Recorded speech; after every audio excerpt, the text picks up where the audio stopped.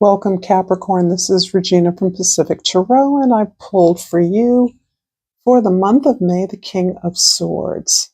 This is about your looking for clarity, looking for the truth, looking for justice. And if I look underneath the deck, the Ten of Swords, this feels like you are clarifying or enlightening yourself regarding your experiences of suffering and pain in the past.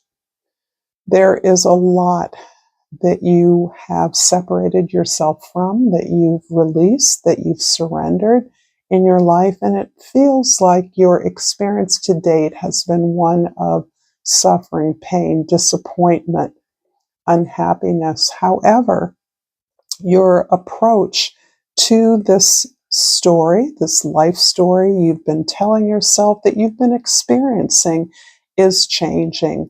You're bringing a sense of justification and enlightenment regarding what you've gained from incredible challenges and obstacles. This is beautiful clarity. You are determined to understand why these experiences happen for you, to you, and to understand how you have become strong, clear-eyed, determined, a lover of truth and justice as a result of these experiences. How you're showing up for the world is the Two of Swords. Yes, I can see how you can feel pulled in two directions with this card emerging regarding your experience in your community, at your workplace, the way others see you. You are looking clear-eyed at experiences in the past from which you understand you have gained, and you're looking forward towards a future that is no less challenging, no less difficult for you, but is one that emerges out of a sense of enlightenment, powerful intuition, that you have been given this path because of your great strength, great ability, and work ethic that is willing to work hard and long for something that you see as right and good, as fair, as just. This may be small comfort for many of you on in the blossoming of spring, but this is inclining you to recognize that your wisdom gained is motivating you, is spurring you on, is encouraging you to continue on the path of your highest truth, and that you are here on purpose, that you've chosen to be here, and that you cannot rest, you will not rest until that purpose has been achieved. In your perspective here, first house, the Nine of Cups, this was feeling rather heavy and very serious, as is appropriate for Capricorn suns that I'm speaking to. This is showing that despite the hardship, despite the suffering, that your path to finding your value, your gifts, your joy, your resources has been nothing short of gratifying to you. How you've grown as a person, how you've learned to recognize your abundance and to glory in that abundance as life's gift to you, a gift you've chosen over and over again. What's coming through is that you have lived many difficult lifetimes on purpose. Perhaps you were responsible for communities or large groups of people in which there was never a rest from responsibility or the necessity of doing right, being just, being fair. If that's the case for you in this life, it seems as though you're finding the sense and the reason for it. You're understanding that as you feel good, your ability to do what you do, to understand the gifts and the abundance that you have as a model for others, and it spreads everywhere. In your day-to-day life, you couldn't be more grateful, more appreciative of the abundance of your life and what you have.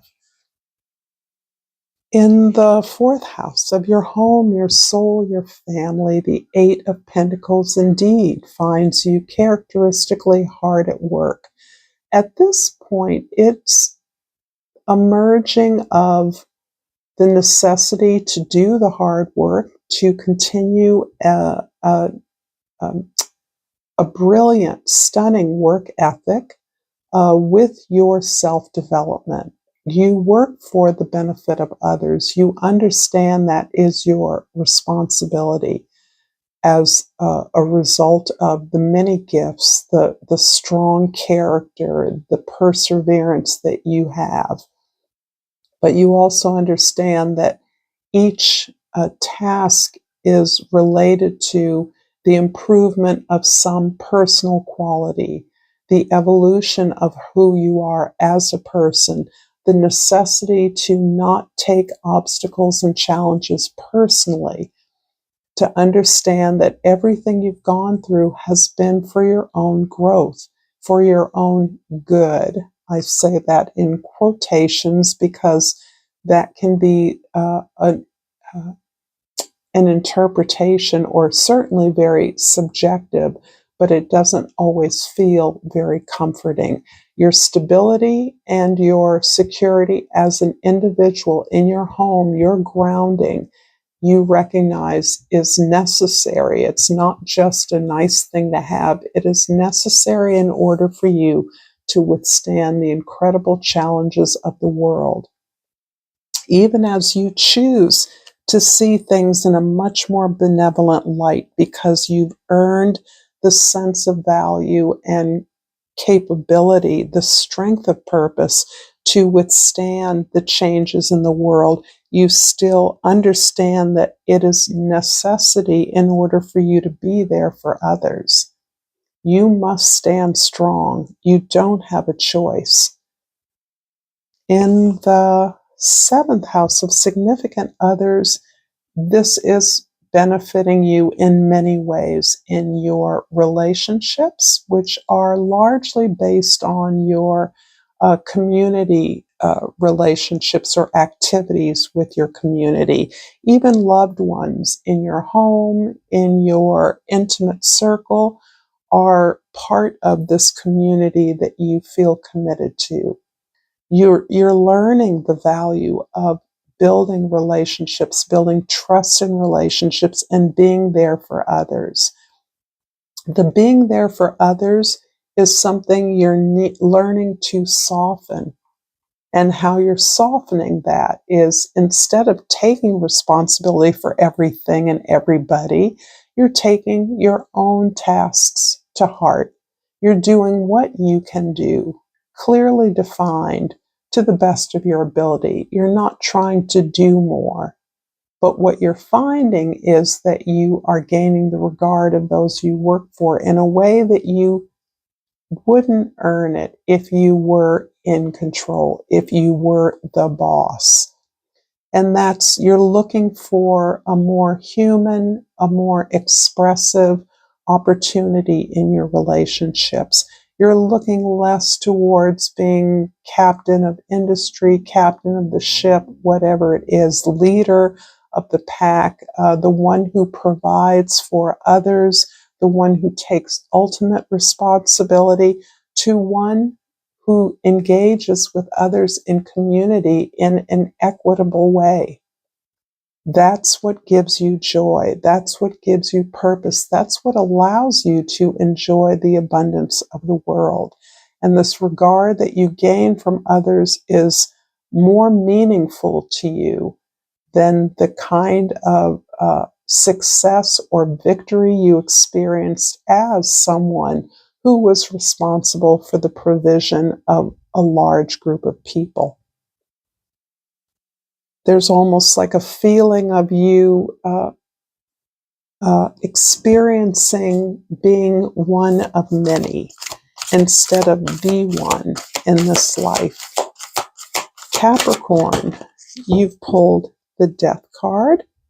If this reading is resonating for you, please like this video and subscribe to my channel.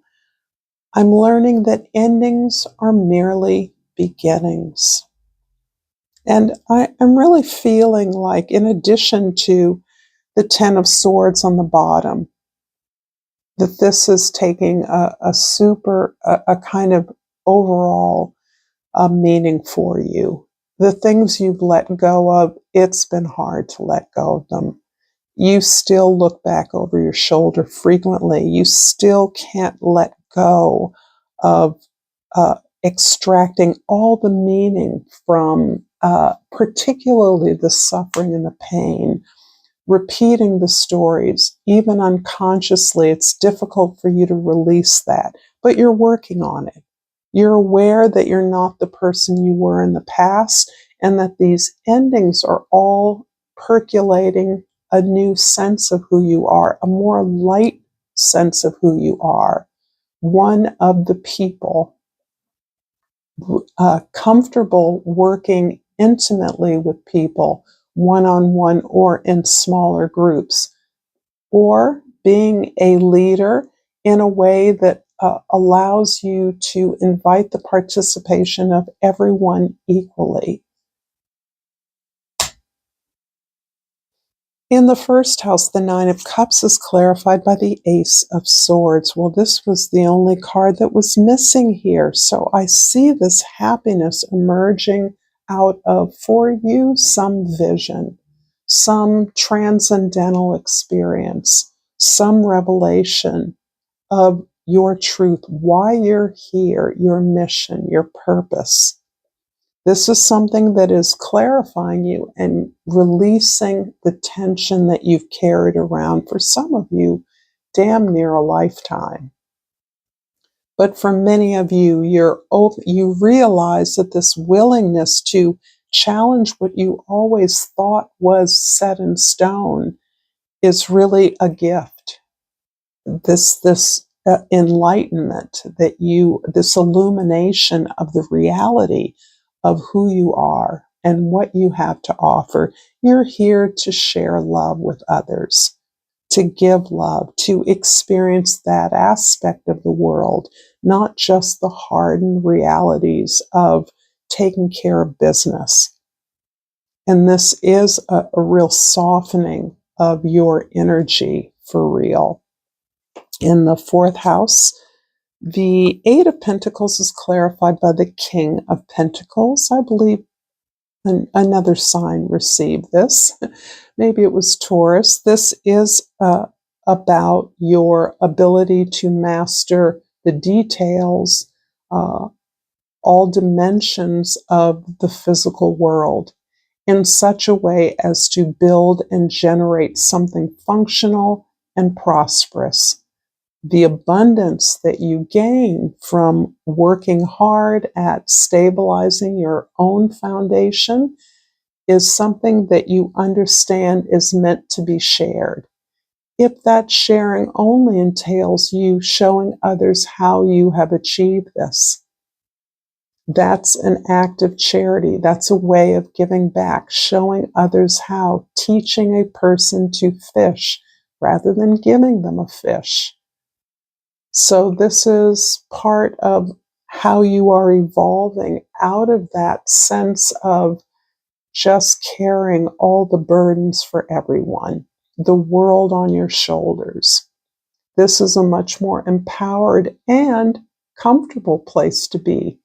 You're enjoying the fruits of your labor. You're enjoying the benefits of your wisdom, the wisdom you've gained.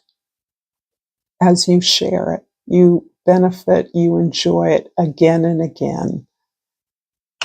In the seventh house, the Six of Wands is clarified by the Lovers. I think you're making choices now on the basis of who you are, not on the basis of what others need. And I think that you have been deeply programmed to understand that that was your role, that you were responsible for taking care of others. And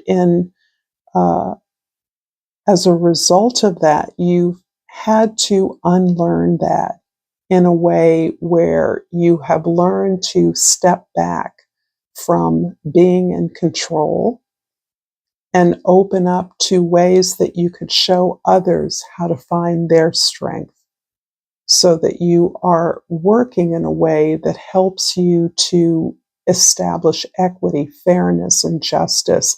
And it helps you better choose what is best for you, not what's best for everybody. You can get to that after you've chosen what's best for you. And this is really opening up your heart to a new experience of yourself, which is probably the most important thing. There's a self-image here that is hardworking, that is almost joyless. And I think you're experiencing quite the contrary now as a result of your hard work, of your confronting those actions, words, behaviors that you have felt wedded to. In some cases, failures have led you to a sense of shame and dishonor that you're really healing now as you're understanding better that these were simply lessons. You're allowed to make mistakes. In the 10th house, the Two of Swords is clarified by the moon. You're doing so much work in the unconscious, subconscious realm of your own sense, your own story, your own origin, your own sense of allyship in the world. This idea that you're alone, you alone, the buck stops with you, you have to do everything alone. There's nobody there to help you. In fact, you have to help others, has quickly opening up to this welcoming in by an entire council of elders, spirit team, invisible allies, ancestral guides, however you understand those energies to be, that you are now joyfully allowing yourself to be guided by. I feel for many of you, your dream life as well as your meditations are actually opportunities for you to ask questions, to delve deeper into the things that you're not understanding or you're not seeing, and you're not trying to interpret every experience or every wisdom that you receive, any guidance you receive in a strictly linear way. You're aware that you're being shown things that you don't need to understand now. You simply need to know that they exist and that there are an entire body of entities that praise you, that see you, that value you, that have always been there for you, that you are now in a clear relationship with. And you lean on that. This is opening up for many of you incredible creative source that fuels your creative expression. I'm going to finish up this reading with a crystal oracle and hope this reading's been insightful for you. And I pulled the Heliodor, and the key word is confidence. I am confident in all that I do. If you've enjoyed this content, Capricorn, check out more content here. And until next time, namaste.